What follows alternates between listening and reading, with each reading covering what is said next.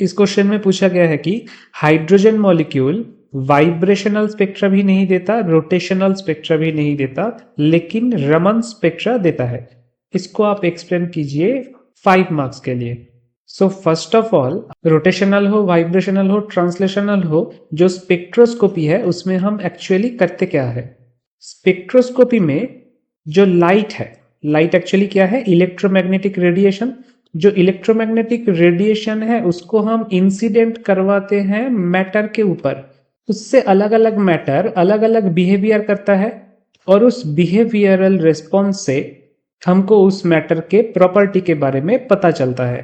आप ऐसे समझो कि आप भी एक स्टूडेंट हो और आपके साथ जो कंपटीटिव एग्जाम के लिए पढ़ाई कर रहे हैं वो भी एक स्टूडेंट है। तो स्टूडेंट ए और स्टूडेंट बी, इन दोनों स्टूडेंट का हमें मार्क स्कोरिंग कैपेसिटी जज करना है कि वो कंपटीटिव एग्जाम में कितना मार्क्स ला सकता है in a particular exam. Student A का भी marks scoring capacity and student B का भी मार्क्स स्कोरिंग कैपेसिटी हम जज कर रहे हैं। तो इसके लिए हमें बाहर से दोनों के ऊपर ही एक सेम चीज देना पड़ेगा। सपोज हमने प्रोवाइड किया दोनों को ही pressure, same amount of pressure provide किया, उन दोनों का टाइम शेड्यूल एकदम सुबह से रात तक बिल्कुल एक जैसे रखा और बहुत ज्यादा प्रेशर दिया जस्ट बिफोर द एग्जाम। अब आफ्टर एग्जाम हम क्या देखेंगे कि स्टूडेंट ए का रिजल्ट आया पास, उसने कट ऑफ पास कर लिया कॉम्पिटिटिव एग्जाम का, और सेकेंड स्टूडेंट अनफॉर्चुनेटली हो गया fail. But that does not mean कि स्टूडेंट बी एक बैड स्टूडेंट है। हो सकता है ही और she is more comfortable to study under low pressure. वो अपने तरीके से टाइम लेके समझ के अगर पढ़ता अपने शेड्यूल से तो शायद वो फेल ना होके पास हो जाता।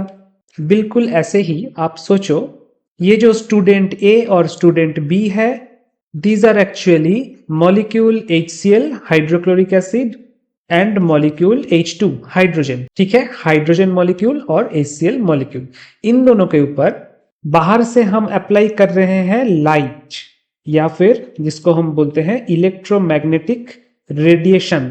इसका एक रेंज होता है, कॉस्मिक, सबसे पहले कॉस्मिक, उसके बाद gamma, then X ray, then UV. ये नीचे के तरफ जो मैं लिस्ट बता रहा हूं, एनर्जी धीरे धीरे कम होता जाएगा, साथ में फ्रीक्वेंसी यानी कि न्यू ये भी धीरे धीरे कम होता जाएगा। सिर्फ लैम्डा क्या है, नीचे के तरफ बढ़ता जाएगा। So cosmic, gamma, x-ray, UV, visible, then क्या आता है इंफ्रारेड, देन ऑब्वियसली माइक्रोवेव, और आखिरी में रेडियो फ्रीक्वेंसी और रेडियो वेव। इस पूरे स्पेक्ट्रम को हम एक साथ बोलते हैं इलेक्ट्रोमैग्नेटिक रेडिएशन और इन शॉर्ट लाइट। तो अगर हम electromagnetic radiation molecule HCl and H2 के ऊपर अप्लाई करें और उसका एक पर्टिकुलर कैरेक्टरिस्टिक्स देखें, यहां पे जैसे हम देख रहे थे student A and student B का मार्क स्कोरिंग कैपेसिटी, अब हम देखेंगे change in dipole moment. Dipole moment का कितना चेंज हुआ है आफ्टर अप्लाइंग इंफ्रारेड फ्रीक्वेंसी या फिर microwave frequency in HCl and in H2 molecule. Change in हम देखेंगे डाइपोल मोमेंट। तो HCl का क्या होगा, HCl का डाइपोल मोमेंट चेंज होगा, बिकॉज HCl खुद एक परमानेंट डाइपोल है। यहाँ पे पॉजिटिव चार्ज है, यहाँ पे नेगेटिव चार्ज है, सो this is a permanent dipole already. तो बाहर से सपोज हम माइक्रोवेव वेवलेंथ का, माइक्रोवेव रीजियन का अगर लाइट इसमें अप्लाई करें तो क्या होगा, माइक्रोवेव रीजियन में होता है रोटेशन ऑफ द मॉलिक्यूल, और इंफ्रारेड रीजियन में क्या होता है, vibration, vibration of the molecule. Rotation में आप देखो HCl मॉलिक्यूल का जो प्रिंसिपल एक्सिस है उस बराबर रोटेशन नहीं, जो दूसरा एक्सिस है हाइड्रोजन और क्लोरीन HCl बॉन्ड के एकदम बीचों बीच, आप जिस स्क्रीन पे इस वीडियो को देख रहे हो उसके परपेंडिकुलर अगर कोई एक्सिस आप ड्रॉ करते हो, उस एक्सिस के रिगार्डिंग अगर रोटेशन होगा तो ये जो डाइपोल मोमेंट था, परमानेंट डाइपोल मोमेंट, वो क्या होगा, वो भी धीरे धीरे घूमता रहेगा। फर्स्ट पोजीशन में ऐसे था, अब अगर Cl ऊपर है रोटेशन के बाद और H नीचे है तो डाइपोल मोमेंट भी ऐसा है। फिर अगर H इस तरफ है, Cl इस तरफ है, तो डाइपोल मोमेंट भी इधर है। फिर H ऊपर होगा, Cl नीचे होगा, डाइपोल मोमेंट नीचे होगा। तो एक पर्टिकुलर डायरेक्शन में डाइपोल मोमेंट का क्या हो रहा है, चेंज हो रहा है। यहाँ पे आप पर्टिकुलर वर्डिंग्स को सुनिएगा कि directional change of dipole moment. On the whole HCl का डाइपोल मोमेंट तो परमानेंट रहेगा एक पर्टिकुलर, बट अगर कोई पर्टिकुलर डायरेक्शन में डाइपोल मोमेंट को हम मेजर करें तो there will be a change. इस पोजीशन में HCl का ओरिएंटेशन है कुछ ऐसा, देन टॉप पोजीशन में HCl का orientation is kind of this. यहाँ पे HCl का ओरिएंटेशन एग्जैक्टली ऐसा है। This is the dipole moment for this kind of orientation. और ये जो लास्ट वाला पॉइंट है डाइपोल मोमेंट का, यहाँ पे ओरिएंटेशन कैसा होगा, HCl वापस हॉरिजॉन्टल हो जाएगा, सो डायरेक्शन कुछ ऐसा होगा। सो एक पर्टिकुलर डायरेक्शन में चेंज हुआ ऑफ डाइपोल मोमेंट, तो स्टूडेंट ए क्या हो गया, पास हो गया, मतलब HCl पास हो गया इन डाइपोल मोमेंट चेंज। यहाँ पे इसने रोटेशनल स्पेक्ट्रोस्कोपी यानी कि माइक्रोवेव स्पेक्ट्रोस्कोपी एक्चुअल में शो करेगा। बट अगर हम HCl के जगह H2 लेते यानी कि स्टूडेंट बी, तो क्या होता, change in dipole moment would be zero, even directional change in dipole moment would be zero होता, क्योंकि हाइड्रोजन का कोई परमानेंट डाइपोल मोमेंट है नहीं।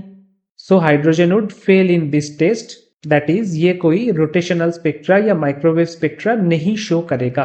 बट मैंने क्या दिखाया था कि स्टूडेंट बी, अगर हम उसको हाई प्रेशर उसके ऊपर ना अप्लाई करके उसको अपने तरीके से पढ़ने देते और खुद अपना टाइम टेबल डिसाइड करने देते, रूटीन डिसाइड करने देते, यानी कि at low pressure student B would pass. Exactly like that hydrogen के ऊपर इंसिडेंट रेडिएशन अप्लाई ना करके अगर हम उसको बस अपने तरीके से रहने दे इन एन इलेक्ट्रिक फील्ड, अब अच्छे से समझो, एक स्टैटिक इलेक्ट्रिक फील्ड, डायनामिक भी नहीं, एक स्टैटिक इलेक्ट्रिक फील्ड में अगर हाइड्रोजन को अपने तरीके से रखा जाए, देन वो विजिबल लाइट पड़ने पे भी बोथ रोटेशन एंड वाइब्रेशन दोनों टाइप के मोशन शो करेंगे, और उसमें वो क्या दिखाएंगे, change in polarizability, delta polarisability,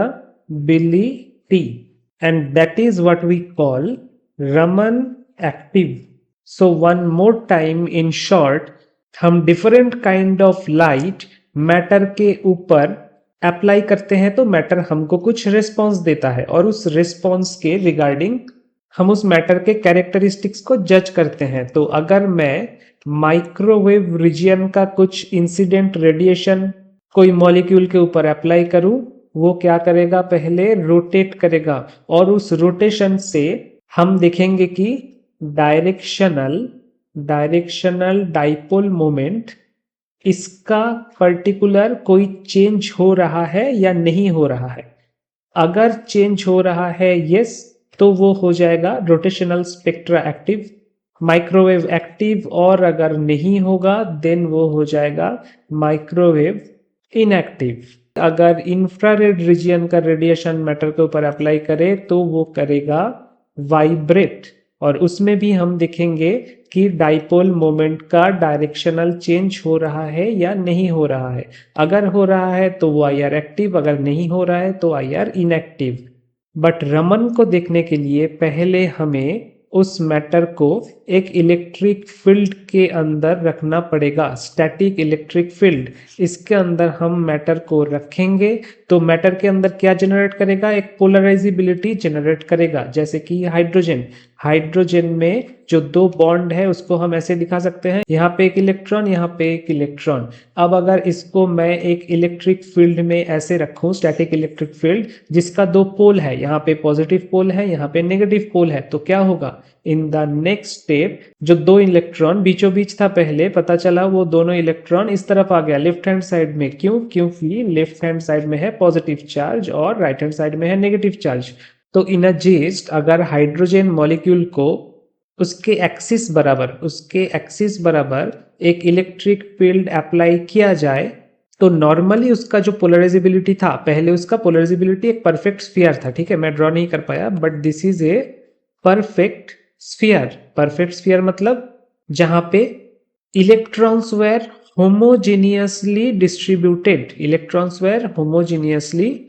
distributed, but after applying electric field after applying along the principal axis, अब जो दो इलेक्ट्रॉन है वो एक तरफ शिफ्ट हो चुका है, तो अब ये परफेक्ट स्फीयर तो नहीं रहेगा। कैसा होगा, it will be like this, ellipsoid. इसको हम क्या बोलते हैं? इलिप्सॉइड। अगर ये 2D में होता तो हम इसको इलिप्स बोलते, एक्चुअल में ये 3D में है, 3D में इसको इलिप्सॉइड हम बोलेंगे। अब मॉलिक्यूल को आप रोटेट कराओ। इलेक्ट्रिक फील्ड का डायरेक्शन ये हमेशा सेम था। इलेक्ट्रिक फील्ड में प्लस चार्ज यहाँ पे था, माइनस चार्ज यहाँ पे था, और उसके अंदर हाइड्रोजन मॉलिक्यूल का जो इलिप्सॉइड फॉर्म हुआ था दैट वाज लाइक दिस। इस टाइप का एक इलिप्सॉइड फॉर्म हुआ था हाइड्रोजन मॉलिक्यूल के लिए। अब H2 का अगर रोटेशन हो जाए, सपोज एक हाइड्रोजन यहाँ पे आ गया और दूसरा हाइड्रोजन यहाँ पे चला गया। अब दोनों इलेक्ट्रॉन के ऊपर तो इस डायरेक्शन में अट्रैक्शन नहीं रहेगा। अब दोनों इलेक्ट्रॉन को कहाँ पे चले जाना चाहिए? अपने ओरिजिनल पोजीशन पे चले जाना चाहिए। बट क्योंकि electric field as it is exist कर रहा है, जहां पे यहाँ पे पॉजिटिव चार्ज है और राइट हैंड साइड पे नेगेटिव चार्ज है, तो ये दोनों इलेक्ट्रॉन थोड़ा सा लेफ्ट हैंड साइड में पॉजिटिव चार्ज की तरफ शिफ्ट हो जाएंगे। तो इसको अगर मैं ऐसे ड्रॉ करूं तो दोनों इलेक्ट्रॉन रहेंगे इस तरफ और इस तरफ। अब जो इलिप्सॉइड बनेगा according to this, that is like in this shape. तो रोटेशन में यहाँ पे रोटेशन में हाइड्रोजन का पोलराइजेबिलिटी इलिप्सॉइड का डायरेक्शन चेंज हुआ। क्या चेंज हुआ? पोलराइजेबिलिटी इलिप्सॉइड, इसका direction that is equivalent to polarizability change. किसका? हाइड्रोजन मॉलिक्यूल का। जो पोलराइजेबिलिटी जनरेट हुआ था इन स्टैटिक इलेक्ट्रिक फील्ड, उसका चेंज हुआ from this direction to this direction.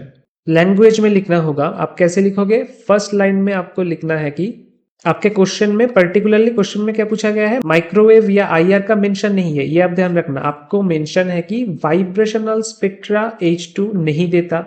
Actual में इसका मतलब है आईआर स्पेक्ट्रा नहीं देता। फिर मेंशन है कि रोटेशनल स्पेक्ट्रा H2 नहीं देता। एक्चुअली क्वेश्चन का मतलब है कि माइक्रोवेव स्पेक्ट्रा H2 नहीं देता। ये दोनों ही हम देख चुके हैं। फिर मेंशन है कि रमन स्पेक्ट्रा हाइड्रोजन देता है। इसको आपको एक्सप्लेन करना है। इसका शुरुआत में ही आपको लिखना है कि there are different criteria for a particular molecule to be active in rotational spectra. अब हम फर्स्ट लाइन में रमन के ऊपर नहीं जाएंगे, सिर्फ रोटेशनल और वाइब्रेशनल को निपटाएंगे। Rotational spectra and vibrational spectra. कौन सा क्राइटेरिया है? आपने क्या लिखा? There are different criterias for a particular molecule to be active in rotational spectra and vibrational spectra.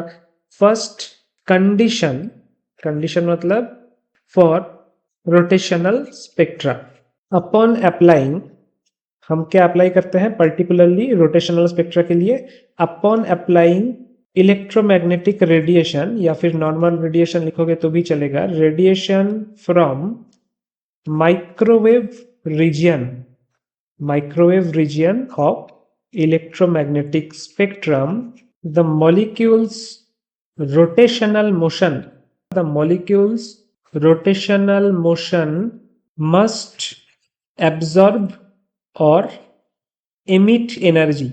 Spectroscopy में क्या होता है? इलेक्ट्रोमैग्नेटिक रेडिएशन के साथ इंटरेक्शन होता है मैटर का, और इंटरेक्शन के बाद या तो कुछ एनर्जी एमिट होता है या तो कुछ एनर्जी एब्जॉर्ब होता है, या तो फिर साइमल्टेनियसली दोनों ही होता है। और वो जिस रीजियन में होता है फॉर रोटेशनल स्पेक्ट्रा, वो माइक्रोवेव रीजियन में होता है, तो हम उसको बोलते हैं rotational spectra, microwave spectra. So the rotational motion, so upon applying radiation from microwave region, the molecule's rotational motion must absorb or emit some energy which only can happen। इसको आप अलग पॉइंट करके लिख सकते हो, which ना लिख के छोटा छोटा सेंटेंस लिखना कि कुछ एनर्जी एब्जॉर्ब या एमिट होना चाहिए। then for this to happen the molecule must have, molecule के पास क्या होना चाहिए? Must have a permanent dipole, so that, उससे क्या होगा? ड्यूरिंग रोटेशन, मैंने आपको एक पिक्चर ड्रॉ करके दिखाया था, वो पिक्चर दिखाना पड़ेगा कि during rotation A directional change of dipole moment, dipole moment क्या है? एक वेक्टर क्वांटिटी है। वेक्टर क्वांटिटी का एक तो रहता है मैग्नीट्यूड, दूसरा रहता है डायरेक्शन। सो मैग्नीट्यूड चेंज हो सकता है तो भी अच्छा, डायरेक्शन चेंज हो सकता है तो भी अच्छा। So during rotation A directional change of dipole moment can change. For example, example हमेशा देना पड़ता है। For example HCl shows rotational spectra। HCl shows rotational spectra और ड्राइंग आप कौन सा करोगे? पहले HCl को ऐसे दिखाना, डायरेक्शन किस तरफ रहेगा? ऑब्वियसली नेगेटिव चार्ज की तरफ। फिर रोटेशन आप कैसे कर रहे हो? मान लो कि आप ऐसे कर रहे हो रोटेशन, ठीक है, क्लॉकवाइज। तो क्या होगा? H ऊपर, Cl नीचे। तो इसके लिए डाइपोल मोमेंट कुछ ऐसा। फिर H इस तरफ, Cl इस तरफ चला जाएगा, डाइपोल मोमेंट ऐसा होगा। देन H नीचे, Cl ऊपर, डाइपोल मोमेंट ऐसे। आपको रुकना कहाँ पे है? आप नीचे ग्राफ ड्रॉ कर लो, आपको पता चल जाएगा। सपोज आप ग्राफ ड्रॉ करना चाहते हो कुछ ऐसा, इस पॉइंट पे आप रुकना चाहते हो। तो ये जो 3 पॉइंट है, 1 2 एंड 3 पॉइंट, ये तीनों पॉइंट है हॉराइजेंटल, जहां पे ओरिएंटेशन ऑफ डाइपोल मोमेंट है हॉराइजेंटल। तो मेरे ख्याल से और एक पिक्चर ड्रॉ करना पड़ेगा कि HCl। So this is your diagram. इस एक्सिस पे आप क्या दिखोगे? This is time. और टाइम के साथ साथ ये जो एक्सिस है, इसको आप कैसे दिखाओगे? This is directional vector. Directional vector नहीं, डायरेक्शनल चेंज लिख दो। Directional change for dipole moment of HCl। हो गया। अब आपका क्वेश्चन क्या है? HCl के बारे में क्वेश्चन तो है नहीं, क्वेश्चन है H2 के बारे में। तो आप लिखना कि H2 has no dipole moment, so it does not show. ये लाइन लिखना इंपॉर्टेंट है, एंडिंग लाइन।